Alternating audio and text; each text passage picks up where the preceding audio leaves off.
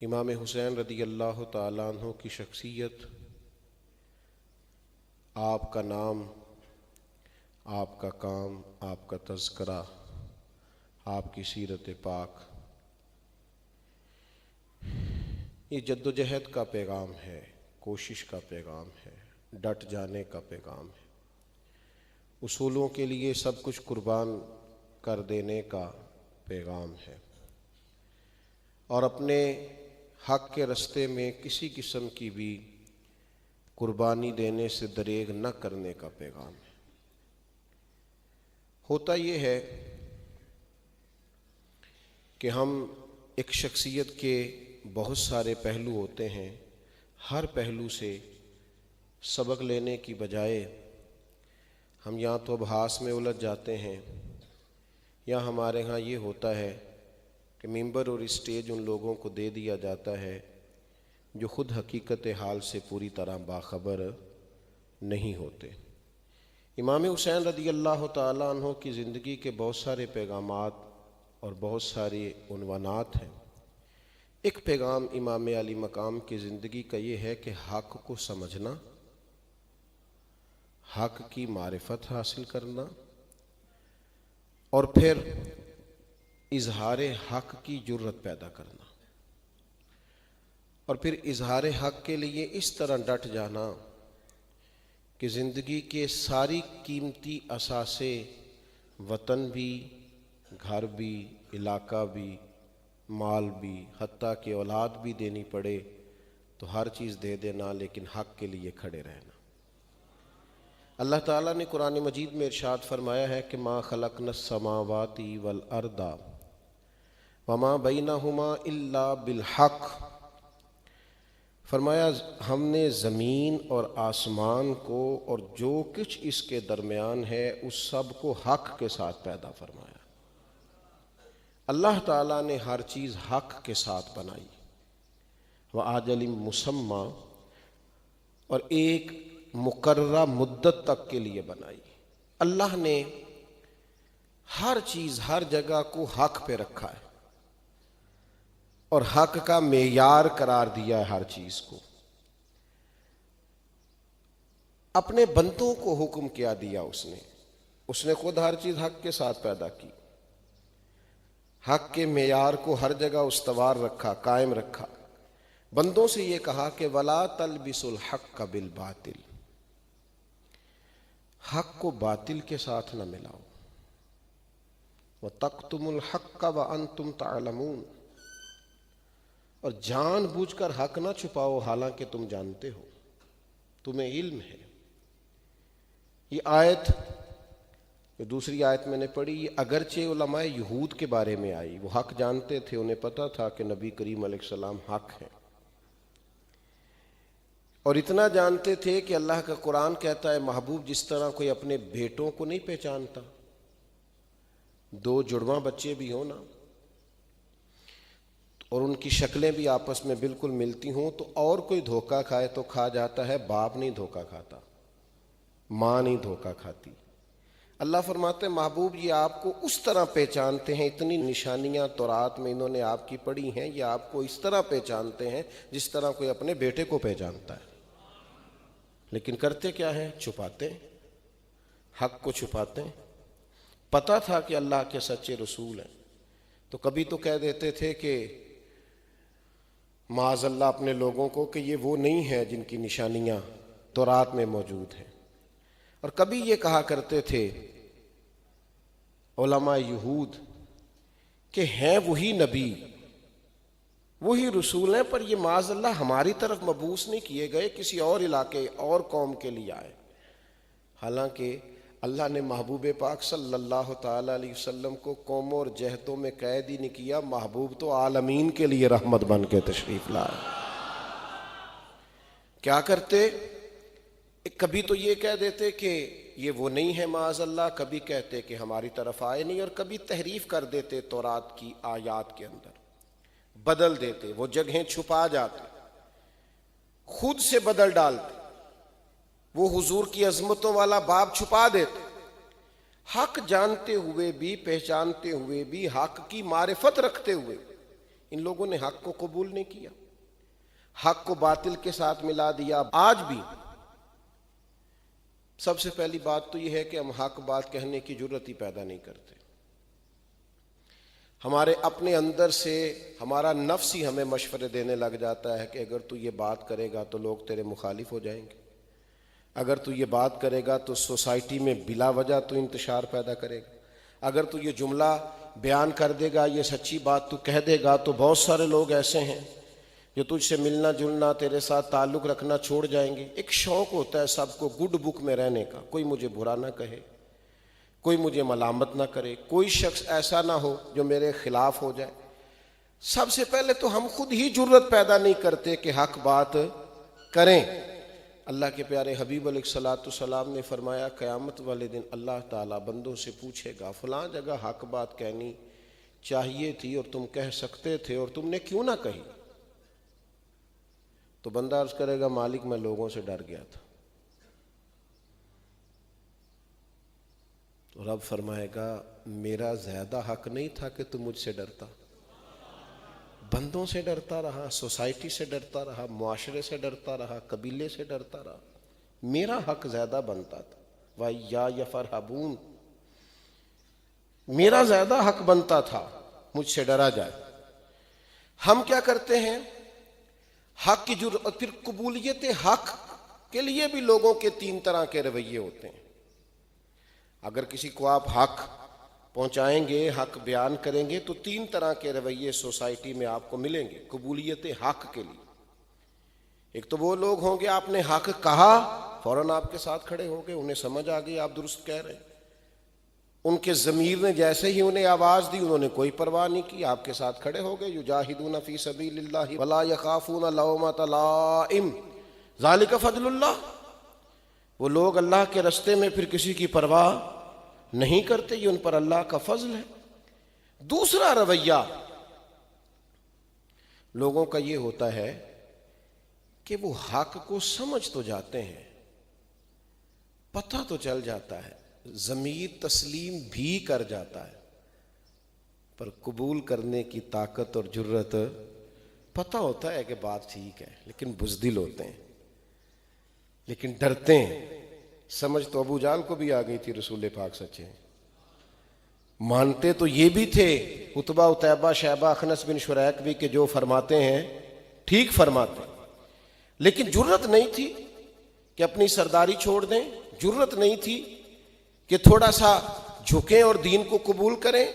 ایک تو وہ جنہوں نے سرے سے انکار کیا ہوتا ہے، ایک وہ ہوتے ہیں کہ جو حق کو سمجھ تو جاتے ہیں پر قبول نہیں کرتے، اور ایک تیسرا گروہ ہوتا ہے، یہ وہ لوگ ہوتے ہیں کہ جن کے سامنے جب حق آتا ہے نا تو بجائے قبول کرنے کے یہ حق کو باطل ثابت کرنا شروع کر دیتے ہیں، یہ فن بنا لیتے ہیں جھوٹ بولنا، ان کا جھوٹ بکتا ہے، یہ ماحول اس طرح کا بنا دیتے ہیں کہ لوگ ان کے جھوٹ کی قیمت انہیں دینے لگتے ہیں، یہ اس طرح کا ماحول بنا دیتے ہیں کہ سچے لوگ ڈرتے ہیں کہ یار یہ حد ہو گئی، اب میں سچ بولوں گا تو کیا بنے گا۔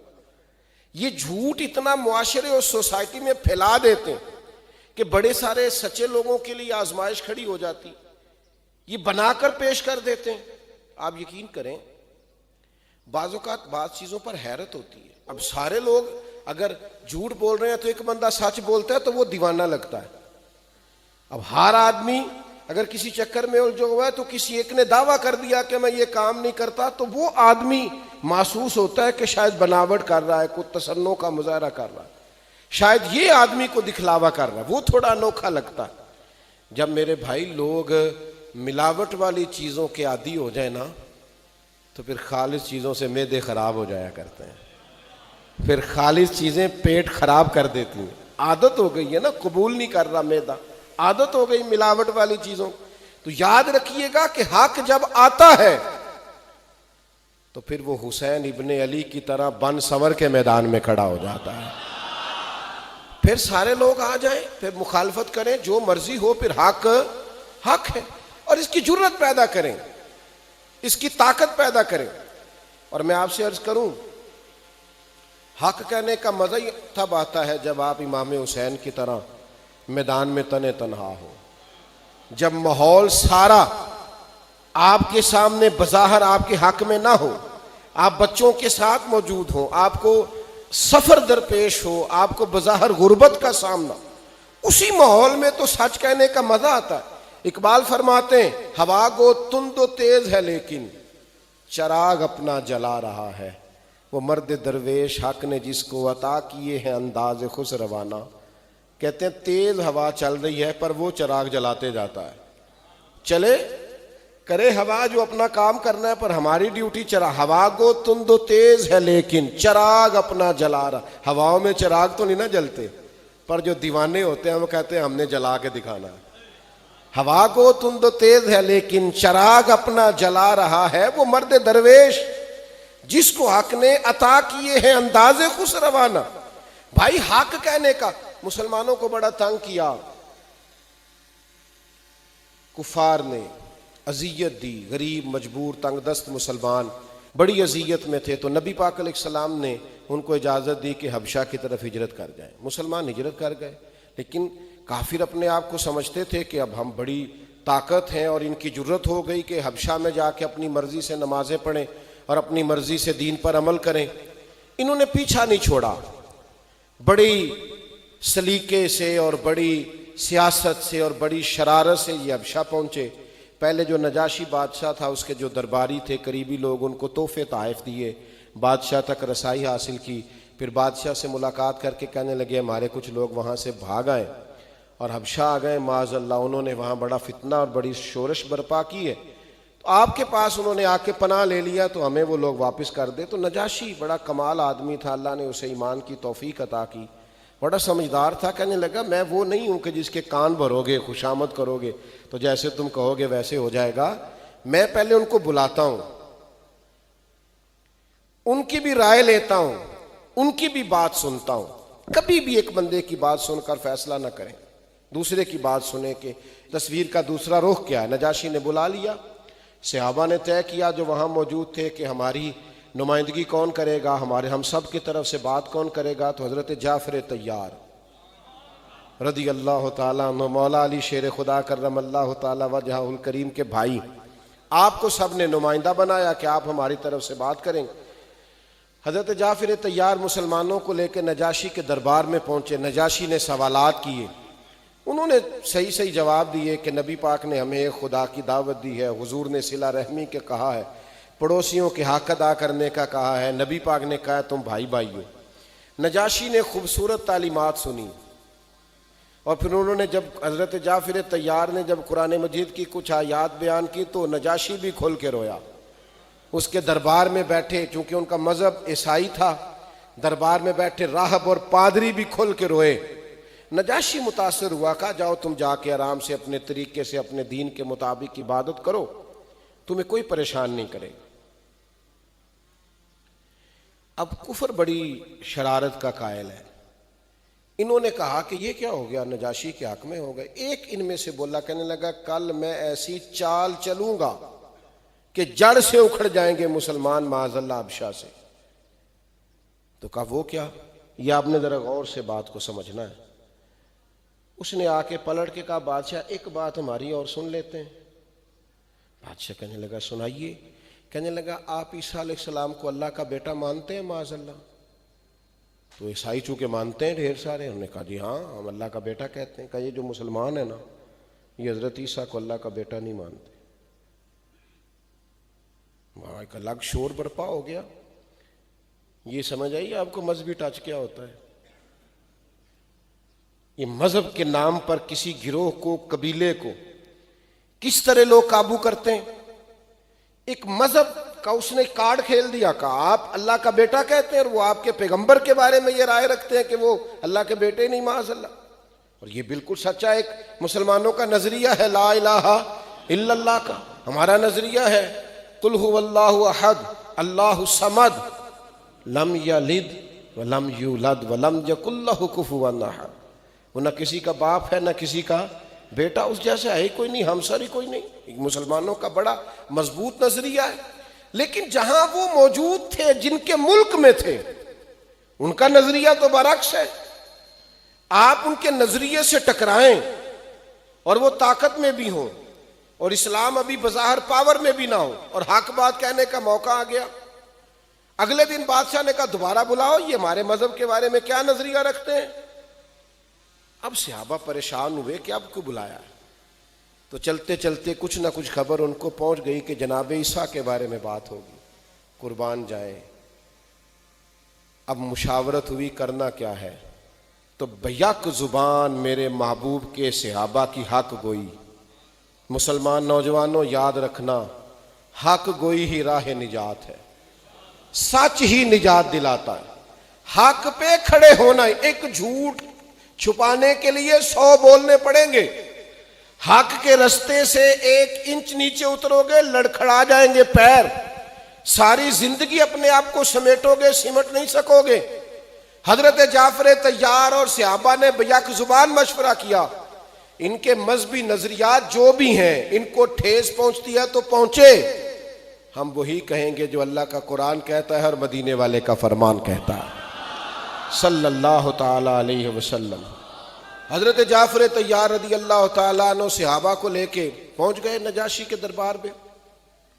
نجاشی کہنے لگا بتلائیے تمہارا جناب عیسیٰ کے بارے میں نظریہ کیا ہے. جب بندہ حق بولتا ہے نا, ان الذین قالوا ربنا اللہ ثم استقاموا فلا خوف علیہم ولا هم یحزنون. اللہ فرماتے ہیں جنہوں نے کہا اللہ ہمارا رب ہے اور پھر اس پر ڈٹ گئے, انہیں نہ کوئی خوف ہوگا نہ وہ غمگین ہوں گے. جب تو ڈٹ جائے اللہ کا نام لے کر, پھر رب تیرے خوف, تیرے غم, تیرے حزن, تیری پریشانیاں سب دور کر دیتا ہے. حضرت جعفر طیار رضی اللہ تعالیٰ عنہ سے پوچھا جناب عیسیٰ کے بارے میں نظریہ کیا ہے.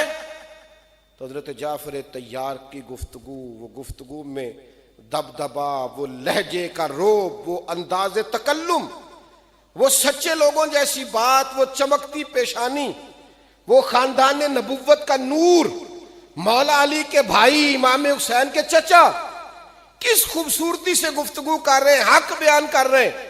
کہنے لگے اے شاہ حبشہ, اے نجاشی, ہمارا وہی نظریہ ہے جو مدینے والے حبیب نے ہمیں دیا ہے. کسی صورت ہم اللہ کے ساتھ شرک نہیں کر سکتے, کفر نہیں کر سکتے. حضرت عیسیٰ قطعاً اللہ کے بیٹے نہیں ہیں, وہ اللہ کے بندے اور رسول ہیں جو کواری اور پاک مریم کے بطن سے بغیر باپ کے اللہ کے حکم سے پیدا ہوئے ہیں. کیا وہ بات ہوگی جب چاروں جانب عیسائی بیٹھے ہیں, ان کے لوگ بیٹھے ہیں, ان کے پادری بیٹھے ہیں, ملک ان کا, وطن ان کا, علاقہ ان کا, اور اس میں ایک حق کی آواز یوں گونجی کہ سناٹا سا چھا گیا, سکتہ سا چھا گیا. حالات میں ایک عجیب سا مد و جزر اور جوار بھاٹا آ گیا. لوگوں کے دل لرزنے لگے کہ یہ کیا, ہمارے ملک میں بیٹھ کر ہمارے عقیدے کے بارے میں بات. بڑا مشکل تھا, پر جو حق کہنے والے ہوتے ہیں نا, سیالکوٹ والوں بولے نہ پھر حضرت اقبال. کہنے لگے اپنے بھی خفا مجھ سے ہیں بیگانے بھی ناخوش, کیونکہ میں زہر حلال کو کبھی کہہ نہیں سکا کاند, میں تو کہتا ہوں وہی بات سمجھتا ہوں جسے حق. میں سچی بات کرتا ہوں, کو ناراض ہوتا ہے تو 100 بسم اللہ ہو جائے. اب وہ سب کی نظریں بادشاہ پہ تھیں, وہ ہاتھ دبا رہے تھے, دانت چبا رہے تھے, تل ملا رہے تھے, کہہ رہے تھے بولے بادشاہ. تو نجاشی بولا, ایک تنکا زمین سے اٹھایا, کہنے لگا عقیدے جتنے مرضی بدل لو, گمراہیاں جتنی مرضی لے آؤ, میرے ملک کے لوگوں تم جو مرضی کہو, بہرحال حق وہی ہے جو حضرت جعفر طیار نے بیان کیا ہے. کہنے لگا جو جناب عیسیٰ کے بارے میں انہوں نے کہہ دیا ہے نا, یہ میرے ہاتھ میں تنکا ہے, نہ جناب عیسیٰ ایک تنکا زیادہ ہے نہ ایک تنکا کم ہے, حق اور سچ کہہ دیا ہے. یہ عجیب منظر سب بن گیا, ایک عجیب کیفیت سی بن گئی. کفرستان میں ایک توحید کی آواز گونجی, ایک حق کی آواز گونجی, اور اس ملک کے سارے در و دیوار نعرہ توحید کے ساتھ جگمگا اٹھے. تو کہہ تو دے, تو سچ بولتے دے, تو حق کہہ تو دے, تو اپنی زبان پر جملے سچے لے تو آ. کہنا تیرا کام ہے، مدد تو رب فرمایا کرتا ہے. ہم حق نہیں کہتے، ہماری طبیعت نہیں. ہم دوستوں میں بھی خوشامد پسند ہوتے ہیں. جن بچوں کو ڈانٹ ڈپٹ کر ہمیں ٹھیک کرنا چاہیے نا، جو ہمارے اپنے بچے ہیں، ہماری ذمہ داری ہے کہ ہم ان کو ڈانٹیں. وہاں بھی ہم سیاست کا شکار ہیں. وہاں بھی ہم یہ مطلب کہیں ایسا نہ سوچ لے کہ ان کا باپ ان کے وہ منو کی جی میں نے کہہ دیا. آپ ہر جگہ ڈر رہے ہیں، آپ ہر جگہ نرمی اور چیز ہے لیکن بزدلی اور چیز ہے. آپ ہر جگہ کمزور پڑ گئے. آپ کو جہاں کہہ دینا چاہیے تھا وہاں بھی نہیں کہہ پا رہے. او میرے دوستو، یہ کمزوری کی چادر اتار پھینکو، یہ بزدلی کے لحاف اتار دو. وقت بدل گیا، حالات بدل گئے، ہم نے بہت کچھ کھو ڈالا. اب اپنی زندگی میں سچائی کا ساتھ دیں، کھڑے ہونا سیکھیں، بات کرنا سیکھیں، جملوں کے اندر آپ تیزی لائیں، آپ کے لفظ طاقتور ہوں. کیوں کمزور پڑتے ہیں؟ اپنے گھر میں، اپنے قبیلے میں، اپنے دوستوں میں سچی بات کریں. یہی ہے نا کہ تھوڑی دیر کے لیے لوگ برا کہیں گے. چھوٹا آدمی ہوں، کوئی دعویٰ نہیں کر سکتا، پر ذمہ داری سے کہتا ہوں، آپ سچ بول دیں لوگوں کے بیچ. آپ کے منہ پہ جو آپ کو برا بھی کہیں گے نا، رات جب تکیے پہ جا کے لیٹیں گے تو اندر سے آواز آئے گی، یار کہتا تو ٹھیک ہی تھا. وہ سچ کی اپنی بھی تو طاقت ہے نا، اس کی اپنی بھی تو قوت ہے نا.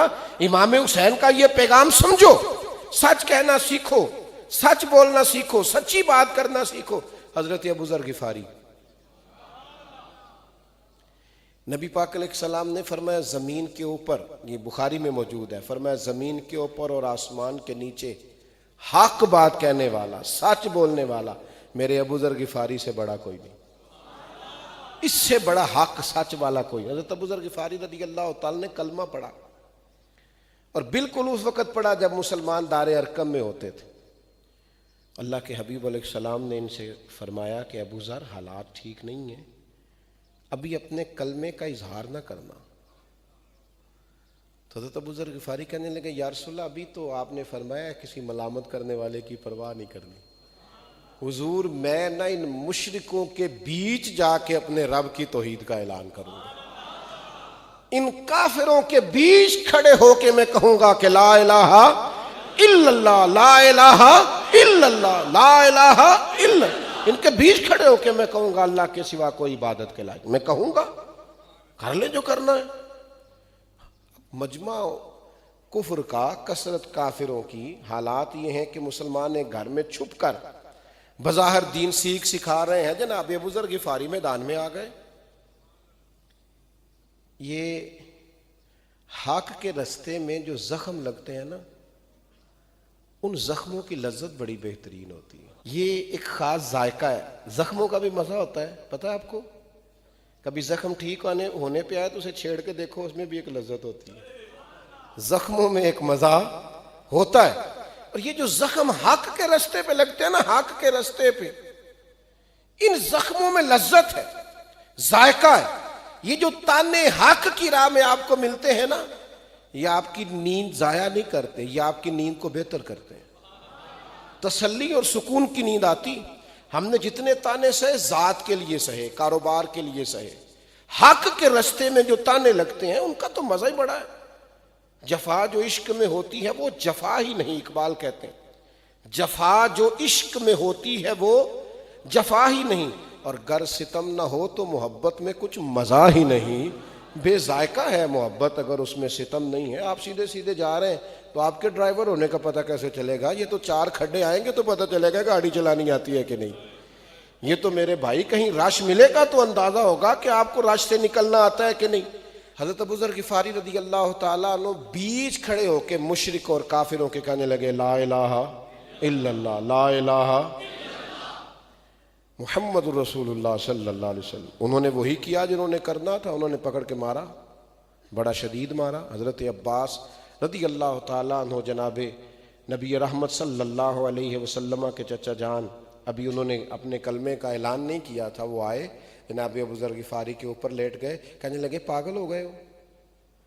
تم جب ملک شام کی طرف تجارت کرنے جاتے ہو تو بنو غفار قبیلے سے گزر کے جاتے ہو، اور یہ بنو غفار قبیلے کا آدمی ہے. اس طرح زد و کوب کرو گے تو اپنی تجارت تباہ کر بیٹھو گے. شرم کرو. انہوں نے جناب ابوذر کو چھوڑ دیا، کہا کل نہ آنا اور ماریں گے، آج کے بعد بات نہ کرنا۔ پر میں نے کہا زخموں کا بھی مزہ ہوتا ہے، ان کی بھی لذت ہوتی ہے، کیا کریں، اس رستے کا بھی بڑا ذائقہ ہے۔ زخم پہ زخم کھا کے جی اور خون جگر کے گھونٹ پی، اور پھر آہ نہ کر لبوں کو سی، پھر آہ نہ کر لبوں کو سی، کیوں؟ یہ عشق ہے کو دل لگی نہیں۔ حضرت ابوذر غفاری رضی اللہ تعالیٰ انہوں نے رات بڑی مشکل سے گزاری، وہ ٹائم آیا عصر کے قریب کا ٹائم جب کافر ٹولیاں بنا کے بیٹھتے تھے، پھر آ گئے اور آ کے پھر کہنے لگے لا الہ الا اللہ، لا الہ الا اللہ، لا الہ الا اللہ۔ انہوں نے پھر مارنا شروع کیا، زور زور سے مار رہے ہیں، اور جناب ابوذر غفاری کہہ رہے ہیں لا الہ الا اللہ۔ مار کھائی راہ خدا میں پر حق ہوتا ہے، اس کا اپنا ذائقہ ہے، سچائی کی ایک لذت ہے۔ اور میری ملت کے نوجوانوں خبردار یار، جھوٹ کے سہارے اور جھوٹی عزت کے سہارے زندگیاں بیکار ہو جاتی۔ یہ دیکھو سچے لوگ، انہوں نے پھر مارا، حضرت عباس پھر آئے، انہوں نے پھر چھڑایا۔ نبی کریم کو پتہ چلا نا بار بار مار کھاتے ہیں، تو حضور فرمانے لگے آسمان کے نیچے اور زمین کے اوپر اس سے زیادہ حق کہنے والا بندہ کوئی نہیں، جو حق کہتا ہے اور مار کھاتا ہے، حق کہتا ہے اور مار کھاتا ہے۔ او ملت کے جوانوں، اپنی زندگی کے اندر یہ طاقت پیدا کرو کہ تمہیں سچ بولنا ہے، تمہیں حق کہنا ہے، حق کے لیے کھڑا ہونا ہے، حق کے لیے استقامت طبیعت میں پیدا ہو، اس رستے میں صبر کا، شعور کا اور شعوری پختگی کا اور بالیدگی کا تمہیں مظاہرہ کرنا آتا ہو، تمہاری طبیعت کے اندر وہ خاص مزاج ہو کہ لوگ تمہاری سچائی کے دیوانے ہوں، تمہاری حق گوئی کے دیوانے ہوں، تمہاری گفتگو کے اندر جو خاص قسم کا ایک ربط ہو، طاقت ہو سچائی، لوگ اس کے دیوانے ہوں۔ نہیں کہتے مسلمان حق، گفتگو کرنی ہے تو وہ اس طرح کی کرنی ہے کہ یہ بھی راضی رہے اور وہ بھی راضی رہے، بات کرنی ہے تو اس طرح کی کرنی ہے کہ بیچ کی کرنی ہے جس سے کہیں کوئی ہمارا ذاتی نقصان نہ ہو جائے۔ آپ یقین کریں، وہ میں کبھی چھوٹے موٹے جھگڑوں میں کسی بڑے آدمی کو، کسی سرپنچ صاحب کو یا کسی مالدار آدمی کو فیصلہ کرتے ہوئے دیکھتا ہوں نا، تو میں کہتا ہوں یار آپ کے یہ کوئی فیصلہ ہے، اس میں تو جھول ہے، یہ بھی تھوڑا ٹھیک ہو جائے، تھوڑا یہ بھی ٹھیک ہو جائے، آپ جھوٹے کو جھوٹا کہیں اور سچے کو سچا کہیں، آپ دو ٹوک بات کریں، آپ دو ٹوک ہو جائیں، سیدھی سی بات ہے۔ پہلا سبق دے رہا ہوں آپ کو امام حسین کے پیغام کا، سچ کہنا شروع کرو تو صحیح، ہاں سچ کہنا شروع تو کرو تو صحیح، بہت ساری جڑی بوٹیاں ویسے ہی ختم ہو جائیں گی۔ آپ حق بات کرنی تو شروع کریں، آپ دیکھیں گے کئی کھٹمل، کئی بچھو ویسے ہی آپ کو مرتے اور دم توڑتے دکھائی دیں گے۔ کچھ لوگ ایسے ہوتے ہیں جو سچ کا سامنا کرنے کی طاقت نہیں رکھتے۔ اور ایک اور بات یاد رکھنا، خوشبو ہوتی ہے، اس کا پوری طرح بھی کوئی گلا دبا دے تو خوشبو آنا بند نہیں کرتی، خوشبو بہرحال آ جاتی ہے، اس کی ایک اپنی طاقت ہے۔ آپ اس کا گلا دبا دیں، کچھ کر دیں، ہوئی جو خوشبو، اس نے جس طرح بدبو آتی ہے نا، آپ ناک پورا بند کر لیں تو اس نے پھر بھی تو خوشبو حق نہ حق ہوتا ہے، سچ ہوتا ہے، باطل ہوتا ہے۔ کربلا کی مٹی آج بھی گواہ ہے، وہ ریگستان آج بھی گواہ ہے، اس پر چمکتا ہوا امام حسین کا گنبد، اس پر دمکتا ہوا امام حسین کا مزار، امام علی مقام کا وہ پروقار مقبرہ آج بھی گواہ ہے کہ مٹی کے نیچے آرام فرما حسین ابن علی کی قبر بھی حق کا اعلان کر رہی ہے، آج بھی سچائی کی خوشبو آ رہی، اس مزار کا روب اور دبدبا ولولہ آج بھی ہیبت طاری کر دیتا ہے لوگوں کے دلوں پر۔ آپ شیر سویا بھی ہو تو پھر بھی لوگوں کو ڈر آتا ہے، شیر جو ہوتا ہے، نہیں سمجھ آئی آپ، شیر کبھی آپ نے دیکھا ہے کہ شیر سویا ہوا ہو تو بندہ دوڑ کے اس کے قریب سے گزر جائے؟ وہ شیر جو ہوا اس سے ڈر آتا ہے، بے شک سویا ہوا ہو، وہ شیر ہے۔ امام علی مقام نے حق کی بات کی. اور یاد رکھنا جو حسینی ہے نا، حسینی ان کے لہجوں میں جھول نہیں ہوتا، ان کی گفتگو ٹوٹتی نہیں، ڈپلومیس نہیں ہوتے. دنیا میں ایک ہی تو طبقہ ہے جو دو ٹوک ہوتا ہے، وہ امام حسین کا ماننے والا ہے. دو ٹوک بات کرنا جن لوگوں کا مزاج ہوتا ہے وہی تو حسینی ہوتے ہیں. ان کا لب و لہجہ تو یہ ہوتا ہے کہ وہ ہمیشہ حق کی بات کرتے ہیں، دو جملے کہتے ہیں پر بالکل کھرے سچے اور ناپ تول کر. اور پھر وقتی طور پر اگر آپ کو لگے بھی کہ باطل غالب آ گیا ہے تو میرے بھائی یاد رکھنا، باطل غالب نہیں آتا. گیدڑ جتنے مرضی اکٹھے ہو جائے، شیر ایک ہی کافی ہوتا ہے. وہ تو بظاہر تھوڑی دیر کے لیے سیاست چمک گئی، شیروں والی جو زندگی ہوتی ہے نا، شیروں والی، اور یہ حق چلتا ہے اور باطل بھی سامنے آتا ہے، آتے رہتے ہیں لوگ، ہوتا رہتا. اور میں آپ کو اگر سمجھا پایا ہوں تو حق کی لذت لینا سیکھیں، سچ کا مزہ لینا سیکھیں، اس رستے میں تھوڑی رکاوٹ برداشت کرنی سیکھیں. آپ کو خود محسوس ہو جائے گا کہ معاملہ آگے چلا. ہم سب کو نا گھیر گھار کے ڈپلومیٹ سا، سیاستدان سا بنایا جاتا ہے، تھوڑا سا کر لو، تھوڑا سا رہنے دو، دنیا بھی دیکھ لو، سوسائٹی بھی دیکھ لو، فلانا بھی دیکھ لو. تو آہستہ آہستہ لہجے ہی سب کے سیاسی ہو جاتے ہیں. آپ کو پتہ ہے حضرت عبداللہ ابن زبیر رضی اللہ تعالیٰ عنہ جب حجاج بن یوسف کے مقابلے میں آئے ہیں نا، تو آپ کی والدہ حضرت اسماء بنت ابی بکر جناب صدیق اکبر کی بڑی صاحبزادی، ان کی عمر 90 سال سے زیادہ تھی، ماں بوڑھی تھی. تو یہ واقعہ کربلا کے بعد سمجھ لیں یزیدیوں سے لڑنے کے لیے عبداللہ ابن زبیر میدان میں نکلے.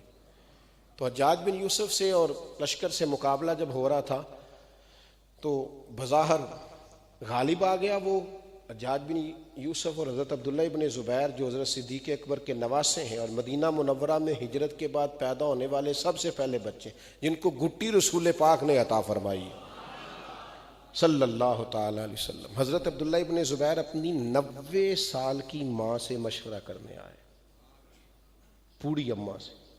عورتیں بزدل نہیں کر دیتی بڑے لوگوں کو، کمزور نہیں بنا دیتی. ان کے آنسوؤں میں بڑے سارے لوگ ایسے ہوتے ہیں جو بزدلی نہیں دکھا جاتے.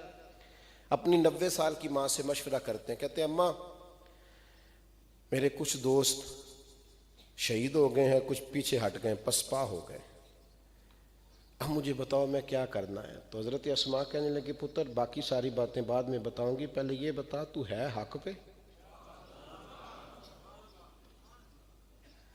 تو کہا اماں میں حق پہ ہوں. فرمایا پتر پھر تلوار پکڑ اور میدان میں نکل، اور یہ نہ سوچ کہ میرے ساتھ کوئی ہے کہ نہیں، حق اکیلا بھی ہو تو کافی ہوتا ہے، ایک شخص بھی ہو نا حق کہنے والا تو کافی ہوتا ہے، تو میدان میں جا. حضرت عبداللہ ابن زبیر کہنے لگے اماں میرا دشمن بڑا سخت دل ہے، بڑا خونخوار ہے، بڑا درندہ مزاج ہے، وہ صرف قتل نہیں کرتے، ٹکڑے کر دیتے ہیں وجود کے. تو بوڑھی ہے، تیرے بڑھاپے کا خیال ہے، تو کیسے سہے گی؟ وہ گردن کاٹ دیتے ہیں، آنکھیں نکال دیتے ہیں، ناک کاٹ ڈالتے ہیں. اماں تو کیسے سہے گی؟ تو دیکھو بوڑھی ماں کا جملہ. کہنے لگے پتر بکرے کو صرف ذبح ہوتے وقت تکلیف ہوتی ہے، پھر کھال اتاریں تو کوئی درد نہیں ہوتا، پھر اس کے ٹکڑے ٹکڑے کریں تو اسے تکلیف نہیں ہوتی، درد ایک ہی ہے. تو جان نکلتے وقت جا میرا پتر میدان میں نکل، میں شہید کی ماں بن کے جینا پسند کروں گی. احقاق حق کا یہ نور ہے جو بوڑھوں کو جوان کر دیتا ہے، جو بیماروں کو تندرست کر دیتا ہے. حضرت عبداللہ ابن زبیر میدان میں نکلے، شہید ہو گئے. حجاج بن یوسف نے مکہ معظمہ کے چوک میں ان کی مقدس لاش کو لٹکا دیا.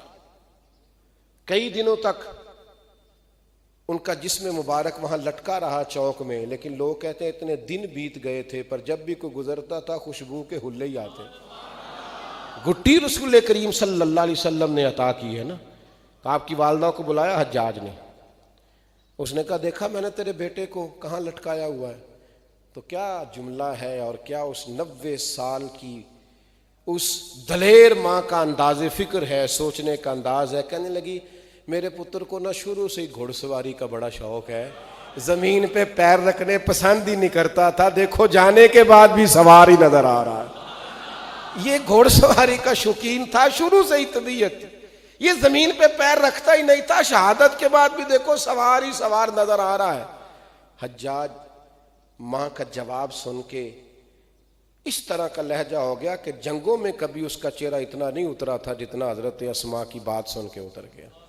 کبھی کبھی نا آپ کو حق کے لیے، ایک بزرگ تھے ابراہیم بن یزید نخعی، انہوں نے حجاج کے خلاف فتویٰ دیا بڑا ظالم ہے۔ حجاج نے بندے بھیجے جاؤ گرفتار کر کے لاؤ، لیکن بندے گرفتار کرنے گئے تو وہ جا کے پوچھا ایک شخص سے کہ تم کون ہو؟ انہوں نے کہا ابراہیم میرا نام، والد کا نام ابراہیم بن یزید نام، لیکن وہ ابراہیم بن یزید نخعی نہیں تھے، ابراہیم بن یزید تیمی تھے۔ ان کو گرفتار کر لائے، لا کے مارا، برا حال کر دیا۔ ان کی والدہ کو پتہ چلا تو وہ آئیں، آ کے کہا بیٹا یہ تو نے کوئی جرم کیا ہے؟ کہا اماں جو ہمارے محدث نہیں بہت بڑے، شیخ نہیں، ولی نہیں، درویش نہیں، عالم نہیں، ابراہیم بن یزید نخعی، ان کو گرفتار کرنے آئے تھے، مجھے وہ سمجھ کے لے آئے۔ اور اس طرح حالت ہو گئی کہ ماں نے جب پہلی دفعہ جیل میں بیٹا دیکھا تو پہچان نہیں سکی، تو کہا بیٹا تم نے پھر بتایا نہیں کہ تم وہ نہیں ہو؟